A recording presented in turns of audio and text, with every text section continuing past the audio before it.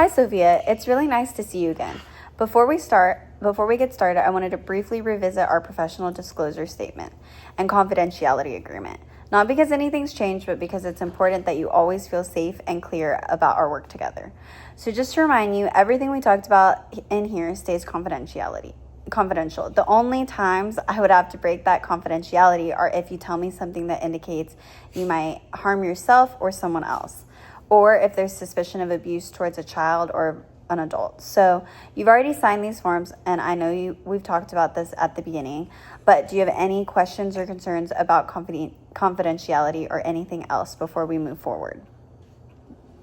No, I remember that from the start. It still makes sense. Great. I like to keep that fresh because it sets a foundation for safety. Knowing you can trust this space is so essential for this growth. So with that in mind, let's do a quick check-in. How have things been since our last session? How have you been managing overall? Honestly, it's been a bit up and down. I did the thought log homework you gave me, and that really helped me catch how quickly my thoughts spiral. But there were definitely some days where I felt stuck and overwhelmed. Thank you for sharing that. I want to say that this kind of experience is really common. Progress doesn't follow a straightforward path. So sometimes it feels like two steps forward, one step back, but that's okay. The important thing is that you are committed to the process and started noticing these thought patterns, which was huge. Would you feel comfortable with sharing one of the thought logs with me? If so, maybe we can talk through it together and explore what you've learned. Sure. One of my entries was about a meeting I had on Monday. I was nervous all morning, kind of expecting the worst. The automatic thought I wrote down was, I'm going to say something dumb and everyone will lose respect for me. That's a really common anxious thought, especially in work settings where we want to make a good impression on our other coworkers. So what did you notice when you looked for evidence supporting that thought? Well, I realized that I've spoken in meetings before, but people didn't react negatively. I also reminded myself that everyone makes mistakes sometimes. It's just part of being human. That's exactly right. When we challenge negative automatic thoughts, we want to weigh the evidence objectively, so both for and against. So what evidence did you find against that thought? I wrote down that I had prepared a lot for the meeting, and that I have good ideas to contribute. So the idea that I would totally mess up didn't really hold up. That's a very thoughtful and balanced approach. What new thought did you come up with after considering all of this? I wrote, even if I stumble a little, I'm prepared and people respect me for the work I do, not just how I talk in one meeting. That's an excellent example of cognitive restructuring. You took a negative, fear-based thought and replaced it with a more realistic, compassionate, and empowering thought. How did that shift affect how you felt in that moment? I was still nervous going into the meeting, but it didn't feel overwhelming like before. Afterwards, I actually felt pretty good, realizing that the worst-case scenario didn't happen. That's a big step. It's often about managing anxiety, not eliminating it completely. Just noticing that you can reduce the intensity is a sign that your new thinking patterns are taking hold. What do you think helped make this shift possible? I think the act of pausing and writing things down forced me to slow down. Usually I get caught in the spiral. Absolutely. Slowing down to observe your thoughts is like hitting the pause button on a fast-moving train. With practice, your mind will naturally start doing this re-evaluation without you having to write it out every time.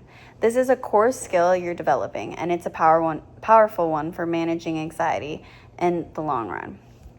Would it be helpful to practice this skill one more time today? Sometimes practicing this skill with me here can build your confidence to use it on your own when you need it most. Yeah, I think that would be good for me. Okay, think of a situation from the past week that triggered some anxiety for you. It doesn't have to be a big event. Anything that made you feel uneasy or stressed.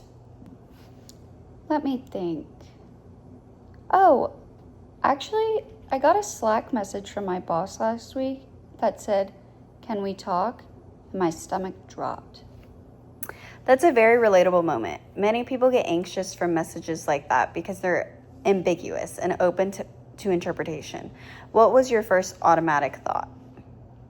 Immediately I thought, she's upset with me and I'm in trouble. And what feelings did that bring up? Panic. My chest tightened and I couldn't focus for the next hour or so. That physical reaction makes sense given the thought. Now let's examine the evidence. What facts or experiences do you find that support this thought? Honestly, not much. My boss hasn't really given me any reason to think she's mad at me before. I just tend to assume the worst. Sick of me? Good awareness. Recognizing that you might be jumping to conclusions is an important insight. What evidence do you have against that thought? She's given me positive feedback recently. The last project went well, and that message could mean anything. It doesn't always mean something bad. Excellent. So given all that, how might you reframe your thoughts in a way that's more realistic or less anxiety-provoking? I could say, it's just a meeting request. If there's a concern, I can handle it. I've had tough conversations before and managed just fine. That's a really solid reframe, and it puts you back in the driver's seat. How do you feel when you think about that message? I feel some anxiety, but it's more manageable, like curiosity instead of panic. That's exactly what cognitive restructuring aims to do. Reduce anxiety to a level that you can cope with, rather than being overwhelmed by it. So as we approach the end of our time together, I want to spend a little time talking about relapse prevention. One thing I want you to remember is that setbacks are a natural part of change, and no one's progress is perfect. And old patterns might resurface, especially in stressful situations or when new challenges come up. So with that said, what kind of situations do you think might trigger your anxiety or old ways of thinking? Deadlines stress me out a lot, and if I get any kind of negative feedback, I tend to take it very personally. Those are excellent examples to be aware of now. So what do you think you'll do when you encounter those triggers? What are your strategies? I want to use the thought log again to pause and ask myself, what's the evidence for this thought? If I'm still feeling overwhelmed, I'll try to talk it out with a friend or someone I trust. That's a great plan. I also want to suggest something that can be very helpful, keeping a victory log. So it's a place where you write down moments when you successfully managed your anxiety or applied the skills we worked on, big or small wins. When you're feeling stuck or discouraged, you can look back and remind yourself of all the progress you've made.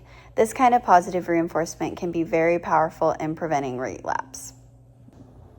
I love that idea. I'll definitely give that a try. Fantastic. Remember, the goal isn't perfection. It's about growth, self-compassion, and building resilience. Now, I want to acknowledge that today is our last scheduled session. You've made steady and meaningful progress throughout our time together, and I want you to know how much I've appreciated being part of this journey. I have learned so much from this process. I was nervous when we started, but I'm really glad I stuck with it. You've done the hard work, showing up, engaged, and being vulnerable, and it's been an honor walking alongside you. Ending therapy can bring up mixed feelings, sometimes relief, sometimes sadness, sometimes even nervousness or anxiousness. So how are you feeling about this transition? A little nervous, honestly, but I also feel more prepared now. Like I have a plan and tools to manage things. That's exactly what we want to achieve. Having a plan and knowing that you have strategies to use builds confidence and self-efficiency. Remember, it's okay to seek help if you ever feel overwhelmed or want a refresher session down the line. Growth is a journey, not a destination. You don't have to be perfect. You just have to keep practicing and being kind to yourself. I truly believe you've got what it takes to manage these challenges going forward. Thank you so much. That really means a lot to me. You're very welcome. I'm proud of your progress. Before you go, I'm going to give you a packet with some resources, including extra thought logs, relapse prevention tips, and information about how to contact me or other services if you want to come back in the future. Well, this is goodbye for now, so please continue to take care of yourself and trust in your ability to face challenges. You've proven to yourself that you can do this. Thank you so much. This has really made a difference in my life. I'm really glad to hear that. Take care, Sophia. Bye.